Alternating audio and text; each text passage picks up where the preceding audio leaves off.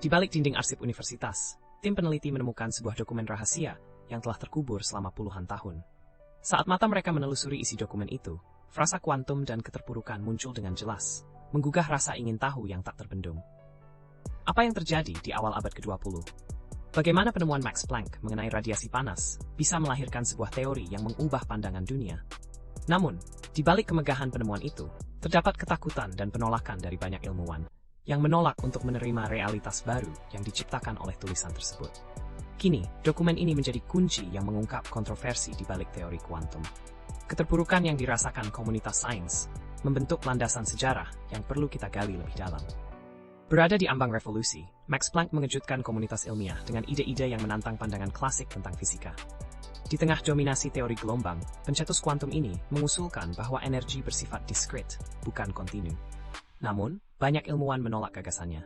Ketidakpahaman akan konsep quantization dan kekhawatiran tentang dampak radikal pada pemahaman ilmu pengetahuan menghalangi penerimaan teorinya. Mereka terjebak dalam paradigma yang ada. Keliru meyakini bahwa hukum-hukum yang lama akan selamanya memandu penemuan ilmiah. Planck, dengan keteguhan hatinya, memasuki perdebatan sengit itu. Apakah kesombongan dunia ilmiah membuat mereka buta terhadap kemajuan yang mungkin mengubah segalanya? Perjalanan awal Max Planck dipenuhi ambisi dan kecerdasan luar biasa. Mengawali sebagai pelajar jenius di Universitas München, ia menyerap ilmu dengan cepat, terinspirasi oleh para raksasa sains saat itu. Ketidakpuasan terhadap penjelasan mekanika klasik mendorong Planck untuk menggali lebih dalam ke dalam misteri energi dan radiasi. Menghadapi skeptisisme dari rekan-rekannya, ia tetap teguh pada cita-citanya. Melalui penelitian tentang radiologi, teori tindakan radiasi yang dia kembangkan membawa pencerahan baru. Namun, penjaga tradisi ilmiah menentangnya. Saat dunia sedang berpihak pada hukum-hukum klasik, Planck berdiri di garis depan perubahan, membuka jalan menuju revolusi pemahaman fisika. Max Planck berdiri di persimpangan antara tradisi dan pembaruan. Dalam dunia fisika, konsep bahwa energi bersifat kontinu sudah mapan. Namun, Planck mengusulkan ide revolusioner. Energi tidak terdistribusi secara terus-menerus, melainkan terkuantisasi. Dengan menggunakan prinsip bahwa energi memancarkan energi dalam paket diskrit atau kuanta, dia berupaya menjelaskan fenomena yang sulit dijawab oleh teori klasik. Penemuan ini menantang pandangan bahwa materi dan energi bergerak tanpa batas. Para ilmuwan, terikat oleh dogma lama, meragukan teorinya. Planck menghadapi penolakan, tetapi ia terus mendorong batas pemikiran, berpegang pada keyakinan bahwa realitas di dalam dunia mikroskopik mungkin tidak sejalan dengan intuisi kita. Dengan keberanian, ia menyiapkan panggung untuk revolusi kuantum yang akan mengubah sains selamanya. Di tengah kehebohan penemuan radikal Max Planck, muncul reaksi beragam dari komunitas ilmiah. Banyak ilmuwan yang terikat oleh tradisi Newtonian merasa dirugikan oleh ide bahwa energi berdistribusi dalam paket diskrit atau kuantum. Mereka menganggap gagasan ini sebagai ancaman terhadap fondasi fisika klasik. Berbagai kritik menghujani Planck. Beberapa menyebut teorinya sebagai spekulatif dan tidak dapat dibuktikan. Para skeptis merasa enggan mengakui bahwa fenomena misterius dalam perilaku radiasi benda hitam menuntut perubahan paradigma. Meski Planck berhati-hati memperkenalkan teori kuantum, keberaniannya membuka perdebatan yang kian memanas. Polemik ini melahirkan dua kubu saling berbenturan, antara konservatif yang bertahan pada idealisme lama dan progresif yang mulai memahami pentingnya kuantum dalam menjelaskan realitas baru. Ketidakpastian ini menjadi cerminan tujuh smudge in subsystem. Gagalnya paradigma. Apa yang salah dengan pemikiran klasik? Pemikiran klasik yang selama berabad-abad menjadikan hukum Newton dan teori elektromagnetik sebagai landasan, kini terancam oleh keberanian Max Planck. Konsep energi yang terkuantisasi mengguncang fondasi ilmiah yang sudah mapan. Interaksi antara cahaya dan materi tidak lagi bisa dijelaskan dengan determinisme klasik. Keterbatasan model tradisional dalam menghadapi fenomena seperti radiasi benda hitam dan efek fotoelektrik membuat para ilmuwan terpaksa mempertanyakan asumsi dasar mereka. Keberanian Planck mengubah cara pandang terhadap dunia partikel subatomik. Namun, penolakan oleh komunitas sains bukan hanya ketidakpahaman terhadap ide baru, tetapi juga ketakutan akan kehilangan otoritas dalam pemahaman fisika. Paradigma lama berjuang mempertahankan posisi, bahkan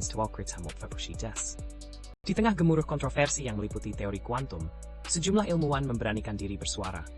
Mereka menolak gagasan yang diusung oleh Max Planck dengan argumen yang berkualitas.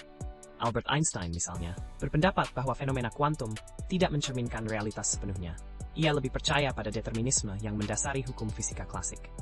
Max von Laue, fisikawan lainnya, merasa teori kuantum terlalu spekulatif, meragukan validitasnya dalam menjelaskan fenomena fisik. Penolakan ini mencerminkan ketidakstabilan antara dua paradigma, yang lama, yang berpegang pada kepastian, dan yang baru, yang menantang batas-batas pemikiran konvensional. Motivasi mereka bukan hanya untuk membelah tradisi, tetapi juga mencari kebenaran ilmiah dalam kompleksitas alam. Suara-suara penolak ini menghadirkan gambaran menarik tentang perjuangan intelektual yang melingkupi era transisi ini. Setelah gelombang penolakan teori kuantum, muncul sejumlah ilmuwan yang diam-diam mulai mendorong adopsi ide-ide radikal Max Planck. Di antara mereka, Albert Einstein, meskipun skeptis pada banyak aspek, merasakan potensi revolusioner dari konsep kuantum. Ia melihat keindahan dalam ketidakpastian, tetapi tetap terperangkap dalam paradigma klasik. Selain Einstein, ada juga Niels Bohr yang dengan cekatan mengembangkan argumen mendukung teori Planck. Bohr tidak hanya melihat angka-angka, tetapi juga mencoba menjembatani kecanggungan antara fisika klasik dan teori kuantum, dengan menemukan makna di balik perhitungan yang sulit dipahami. Dukungan ini muncul dari kelompok ilmuwan yang berani menantang status quo, merintis jalan menuju pemahaman baru yang akan mengubah wajah sains selamanya. Mereka tahu, meski penuh risiko, bahwa kebenaran sering terletak di luar batasan pemikiran konvensional. Sementara penolakan terhadap teori kuantum terus bergema, dorongan menuju penerimaan mulai terlihat. Beberapa ilmuwan, terinspirasi oleh kesunyian para penolak, mengeksplorasi potensi teori baru ini dengan keberanian. Mereka melihat apa yang tak lihat, beragam fenomena aneh yang menantang hukum fisika klasik. Max Planck, yang oleh banyak pihak dianggap sebagai bapak teori kuantum, menyadari bahwa energi tidak selalu mengalir secara kontinu. Ia mengusulkan bahwa energi berkuantum. Pendekatan ini berangsur-angsur menarik perhatian kalangan ilmiah yang lebih luas. Melalui eksperimen yang mengguncang pilar-pilar lama, ilmuwan seperti Niels Bohr dan Werner Heisenberg menggali lebih dalam, mengungkapkan misteri di balik atom dan partikel subatom. Mereka menjadikan teori kuantum sebagai bahasa baru fisika, yang menawarkan penjelasan lebih akurat akan realitas. Akhirnya, skeptisisme menurun. Setelah gelombang penolakan yang menghadang, teori kuantum mulai menyemai benih perubahan dalam pemikiran ilmiah. Dampak jangka panjangnya melampaui batas laboratorium, menantang konsep-konsep dasar yang telah mengakar dalam sains.